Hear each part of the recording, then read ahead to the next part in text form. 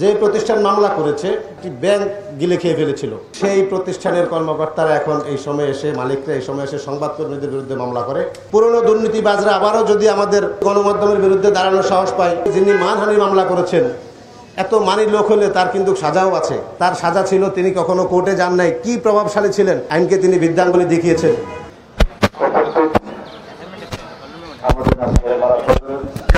সম্মানিত ঢাকা রেলওয়ে ইউনিটের সভাপতি জনাব শুকর আলী শুভ ভাই, আমাদের সভাপতি ঢাকা সাংবাদিক ইউনিয়নের শহীদুল ইসলাম ভাই, সাধারণ সম্পাদক খুরশিদ আলম ভাই এবং ফেডারেল সাংবাদিক ইউনিয়নের ভারপ্রাপ্ত মহাসচিব জনাব বাসির জামিল ভাই, সবাইকে ধন্যবাদ জানাই সহকর্মীদের যারা এই গরমের মধ্যে এখনো দাঁড়িয়ে আছেন। দুটি বিষয় এখানে, একটি বিষয় হচ্ছে আমাদের একজন সংবাদকর্মী, তিনি হচ্ছেন কালবেলায় কাজ করেন, তাকে ডাকা হয়েছে একটি মন্ত্রণালয় থেকে সাক্ষ্য দেওয়ার জন্য।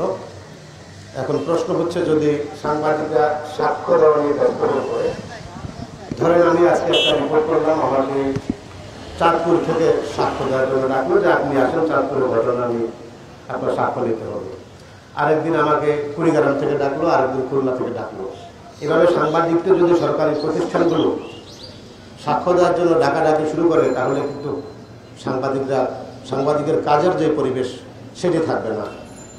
আশা করি এটির সাথে সরাসরি সরকারি জড়িত, সরকারের আমলারা জড়িত। এটি আমার মনে হয় এই সরকারের কাজ না। সরকারের মধ্যে যারা বিগত সরকারের যে বেদাত্তারা আছে, যারা সরকারকে বেকায়দা ফেলার জন্য কাজ করছে, এটি তাদের কাজ। আশা করি সরকার শীঘ্রই কারা আমাদের জাকির হোসেন লিটনকে সাক্ষ্য দেওয়ার জন্য ডেকেছে এবং একটি দৃষ্টান্ত স্থাপন করছে, যেহেতু এটি একটি বড় মন্ত্রণালয়, এই রেফারেন্স ইউজ করে পরবর্তীতে অন্যান্য মন্ত্রণালয় এবং বিভিন্ন জেলার ডিসিরাও একই কাজ করবে।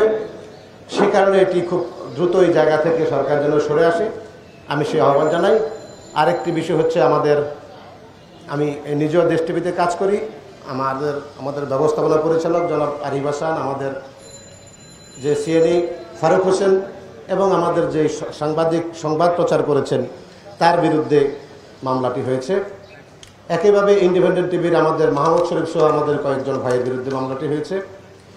যে প্রতিষ্ঠান মামলা করেছে, অবাক করার বিষয় হচ্ছে, এই প্রতিষ্ঠান আসলে এই দেশে দুর্নীতির প্রতীক বলা যায়। এই দেশে একটি ব্যাংক ছিল, ওরিয়েন্টাল ব্যাংক।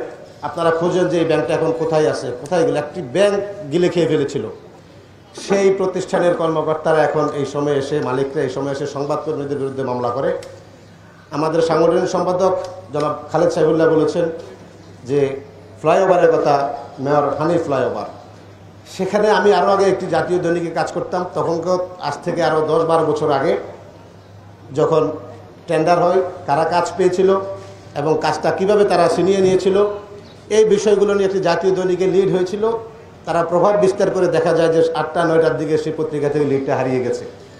তো তাদের এইরকম বড় বড় স্ক্যান্ডাল থাকার পরেও সেই প্রতিষ্ঠান এখন, যখন আমরা বলছি যে এই সরকার, এই তরুণরা দুর্নীতির বিরুদ্ধে সংগ্রাম করে প্রাণ দিয়ে এটি নতুন সরকার নিয়ে এসেছে, নতুন স্বপ্ন দেখাচ্ছে আমাকে, সেই সব পুরনো দুর্নীতিবাজরা আবারও যদি আমাদের সংবাদকর্মীদের সামনে আসে দাঁড়ায়, আবারও যদি গণমাধ্যমের বিরুদ্ধে দাঁড়ানোর সাহস পায়, তাহলে সরকার আসলে কি এদের নিয়ে কোনো খবর নিচ্ছে না, নাকি আমাদের সংবাদকর্মীদের নিরাপত্তা নিয়ে সরকারের কোনো, বা সংবাদপত্রের বিকাশ নিয়ে সরকারের কোনো মাথা ব্যথা নাই? কোনো না কোনো একটা গ্যাপ এখানে আছে। আরেকটি কথা হচ্ছে, যিনি মানহানি মামলা করেছেন এত মানি লোক হলে তার কিন্তু সাজাও আছে। তার একটি মামলার ফাইল গায়েব হয়ে গিয়েছিল হাইকোর্ট থেকে, নিম্ন আদালত থেকে, এখনও সেই ফাইলটি পাওয়া যায় না। তো মানি লোক হলে তিনি কেন এই সমস্ত কাজগুলো করেন, কেন এই সমস্ত কাজ করতে হবে? তার সাজা ছিল তিনি কখনো কোর্টে যান নাই, কি প্রভাবশালী ছিলেন, আইনকে তিনি বিদ্যাঙ্গুলি দেখিয়েছেন। তার ধারাবাহিকতায় তিনি এখনও চালিয়ে যাচ্ছেন। আমি আশা করি তার বিরুদ্ধে ইতিমধ্যে মনে হয় সরকার থেকে কিছু ব্যবস্থা নেওয়া হয়েছে। তার পরিবারের ব্যাংক হিসাব জব্দ করা হয়েছে। আমার মনে হয় একটি মামলায় তাকে আসামি করা হয়েছে। যেহেতু কিছু ব্যবস্থা নেওয়া হয়েছে, আশা করি তাকে অবিলম্বে এই সরকার গ্রেপ্তার করবেন। তাকে যদি গ্রেপ্তার করা না হয়, সম্প্রতি যেসব দুর্নীতিবাজদের বিরুদ্ধে গণমাধ্যম সংবাদ প্রচার করছে, তারা সবাই উৎসাহী হবে, সবাই মিলে একযোগে গণমাধ্যম কর্মীদের বিরুদ্ধে মামলা শুরু করবে। তখন কিন্তু দেশের মধ্যে আরেকটি বিশৃঙ্খলা তৈরি হবে, সরকারের সাথে গণমাধ্যমের দূরত্ব তৈরি হবে। আমি আশা করি সরকারে অনেক বিজ্ঞজন আছেন, গুণীজন আছেন, তারা সব দিক বিবেচনা করে অবিলম্বে প্রতিষ্ঠানের কর্মকর্তাদের গ্রেপ্তার করবেন। আমি আমার সহকর্মীদের ধন্যবাদ জানাই।